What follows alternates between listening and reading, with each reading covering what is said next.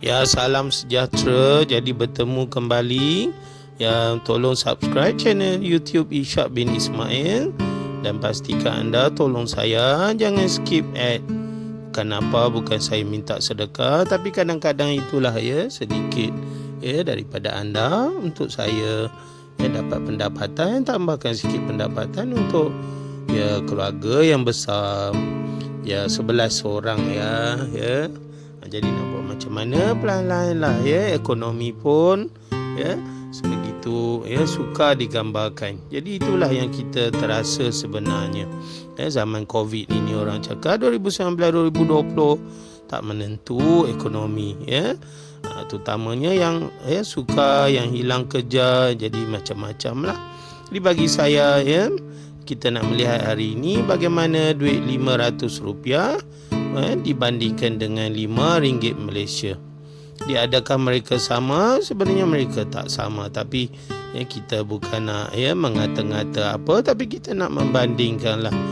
Rupa-rupanya ya kalau kita rujuk ya warnanya lebih kurang hijau juga, jadi ya cantiknya sama cantik ya, color lebih lagi.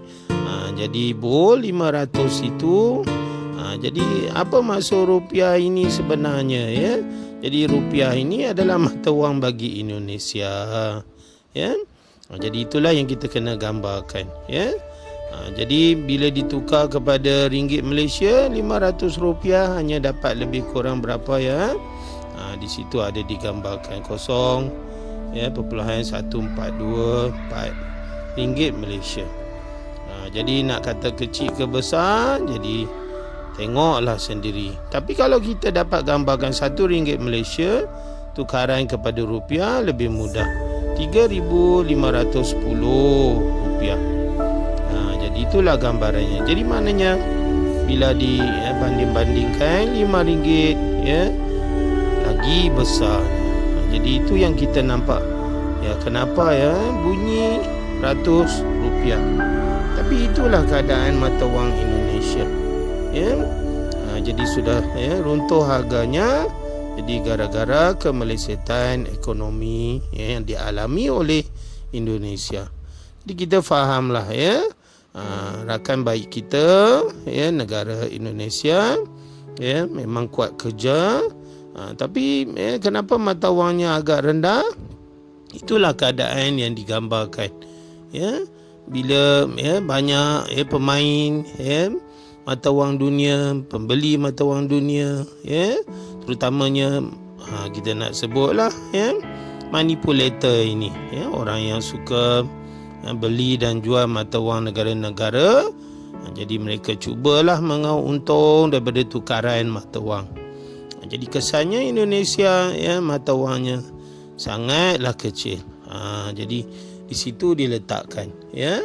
Jadi apa yang nak dibandingkan lagi ya, kita sama-sama rujuklah ya kemungkinan ya kalau kita nak membeli ya satu mi goreng, bungkus mi goreng di Indonesia ya mungkin boleh dapat dengan rupiah RM3,000. Jadi ya lebih kurang berapa sen ya? 84 sen lebih kurang.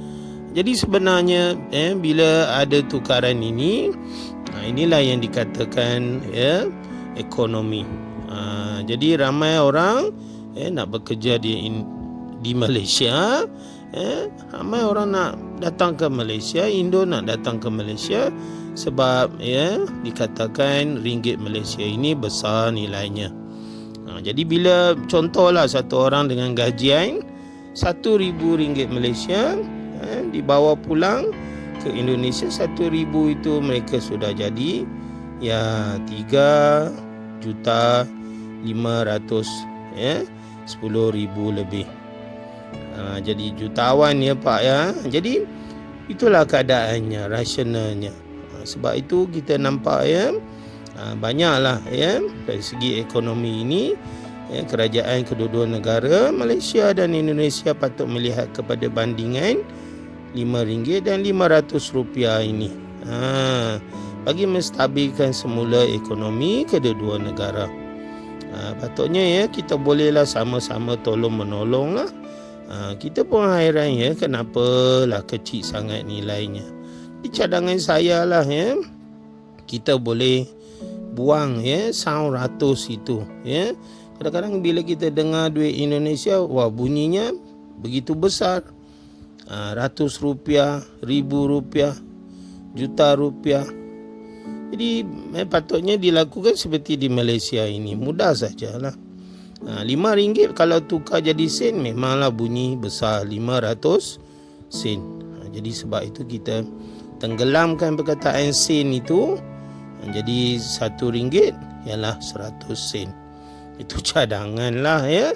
Sebenarnya bila kita mendapat ya keadaan seperti itu, contohnya ya, kita buang itu ya, keadaan rupiah itu kita tukarlah jadi currency yang lain ya. Jadi kita ya harap itulah yang berlaku supaya minda rakyat Indonesia ya, tidak orang kata itu ya, sering rasa susah. Sekurang-kurangnya mereka ada motivasi ya.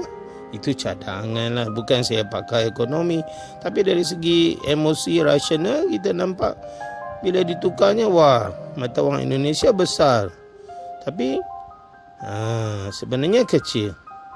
Tapi orang boleh hidup juga di Indonesia dengan